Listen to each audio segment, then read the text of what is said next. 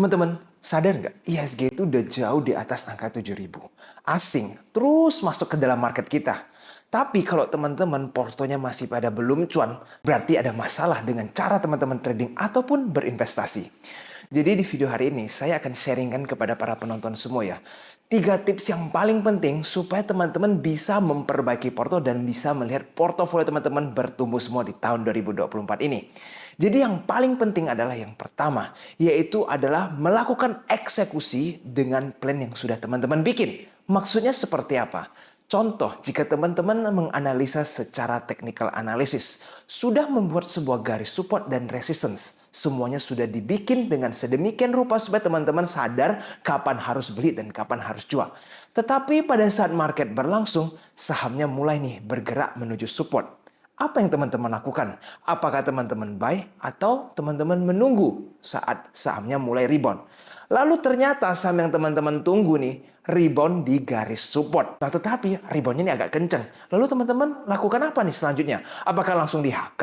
Atau teman-teman ternyata tunggu lagi nih karena kepingin beli di garis support. Akhirnya apa? Ternyata sahamnya terus naik dan meninggalkan garis yang dimana teman-teman sudah gambar. Nah kapan teman-teman eksekusinya? Plannya sudah jelas di mana support, di mana resist. Tapi eksekusinya nggak berhasil karena teman-teman nggak tahu nih dan tidak disiplin untuk melakukan eksekusi berdasarkan plan yang sudah teman-teman lakukan.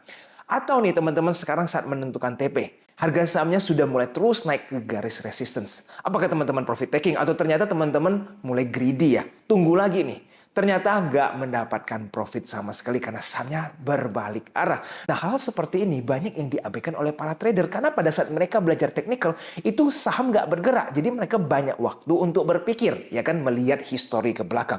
Nah tetapi di market saham itu bergerak every single second. Jadi tips yang pertama adalah teman-teman harus latihan bagaimana cara mengeksekusi teman-teman punya plan secara baik ya dan akurat. Itu kalau kita bahas tentang technical ya. Tapi kalau kita masuk ke dunia fundamental nih teman-teman. Teman-teman udah analisa sebuah saham bagaimana cara menentukan intrinsic value bahwa sudah menemukan saham yang mungkin valuasinya cukup murah. Tapi apa yang teman-teman lakukan? Seringkali retail itu pede sekali ya. Lihat saham sudah murah, mungkin lihat PBV 0,4 langsung dihajar semua. Tidak ada dianalisa lebih lanjut. Teman-teman tidak mengantisipasi nih, kalau sahamnya dari 0,4 bisa saja PBV-nya turun ke sampai 0,3. Jadi teman-teman, ini pada saat sahamnya sudah mulai turun, tidak ada cukup dana untuk average down. Kenapa? Karena teman-teman tidak diajarkan dengan baik untuk melakukan money management. Hanya analisanya, tapi pada saat eksekusi, teman-teman sudah mulai kebingungan. Harus berbuat seperti apa kalau saham dari PBV 0,4 turun menjadi 0,3. Jadi yang terpenting teman-teman, poin pertama adalah melakukan eksekusi dengan tepat plan yang teman-teman lakukan. Nah kalau bandarmologi bagaimana? Seringkali nih orang jago analisa broker summary pada saat kepingin masuk.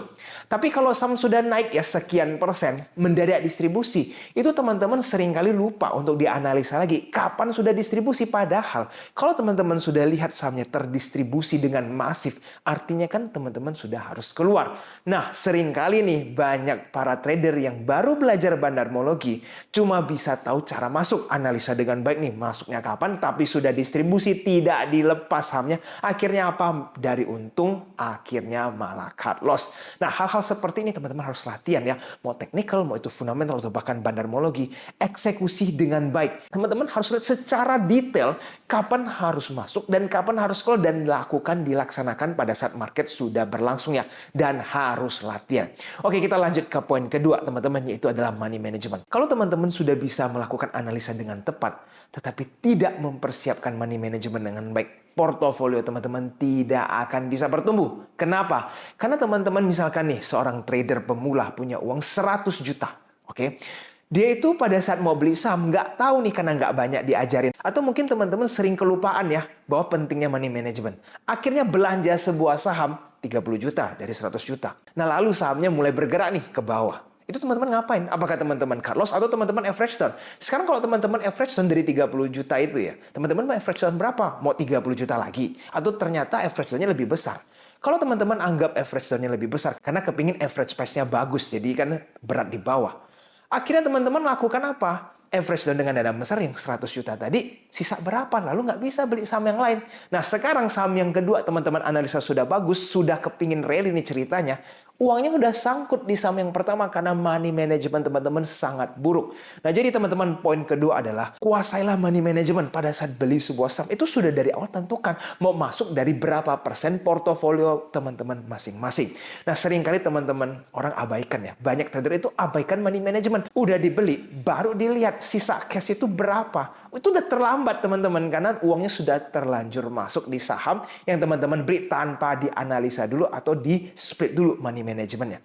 Dan teman-teman, poin yang terpenting yang ketiga adalah jangan malas. Malas apa nih maksudnya? Malas belajar, malas membaca informasi, malas belajar laporan keuangan, malas baca berita. Kalau teman-teman malas melakukan itu semua, kepingin cuma mendapatkan yang shortcut atau yang gampang-gampang saja, atau cuma mau lihat harga saham, nggak bakal bisa berhasil. Kenapa? Bayangin, Pak LKH itu kan investor legendaris di bursa kita ya. Performance-nya beliau sudah tidak perlu dipertanyakan lagi. Tahu nggak teman-teman? Pak LKH itu baca buku atau baca berita dari pagi sampai market tutup. Lalu teman-teman nih punya keinginan seperti LKH suksesnya. Tapi disuruh baca baru 30 menit ngantuk. Baru 15 menit udah capek, udah kepingin nonton TikTok dan hal-hal lainnya. Akhirnya apa ya? Gimana teman-teman bisa update dengan informasi terbaru kalau baru baca 30 menit sudah bosan, sudah capek. Itu nggak akan bisa. Lalu nih teman-teman, lebih parahnya lagi, kalau ada orang yang baru belajar sedikit ya, mungkin 3 bulan atau 6 bulan, merasa sudah terlalu pintar. Lalu ada informasi baru, itu di-reject. Karena dia sudah merasa pintar, itu langsung udah nggak mau menerima informasi baru karena sudah merasa pengetahuan yang dia pelajari itu paling benar. Akhirnya apa? Tidak mau belajar hal baru kan? Dan teman-teman ketinggalan karena market itu terus berubah.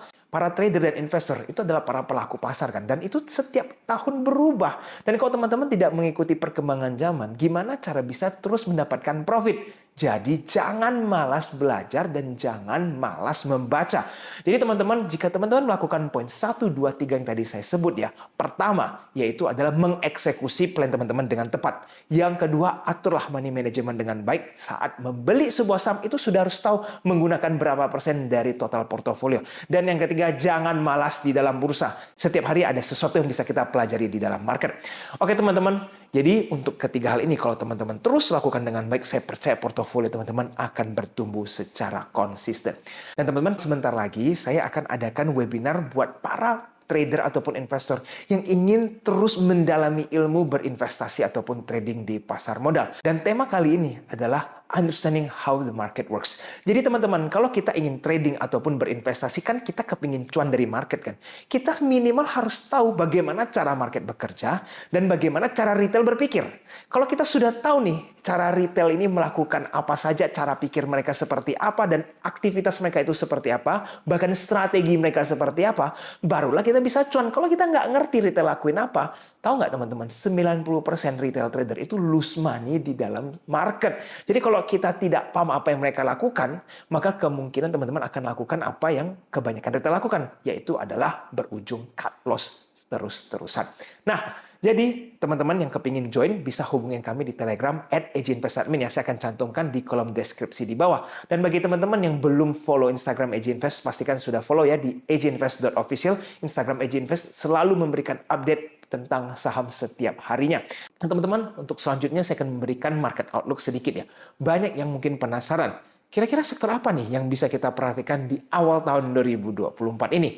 Nah, teman-teman tahu nggak baru-baru ini ada berita tentang di mana SEC telah approve ya tentang Bitcoin. Dan ini sesuatu sentimen yang sangat positif untuk risky asset. Nah, teman-teman harus tahu apa nih dampaknya terhadap IHSG. Yaitu adalah sektor yang beresiko. Dan salah satunya apa? Sektor teknologi. Nah, teman-teman bisa nih mulai analisa saham-saham yang ada di dalam sektor teknologi. Jika nanti teman-teman lihat Nasdaq contohnya di Amerika terus mengalami sentimen positif dan Nasdaq itu terus rally, maka ada kemungkinan saham-saham yang berhubungan dengan teknologi, which is high risk itu berpotensi untuk mendapatkan sentimen di IHSG.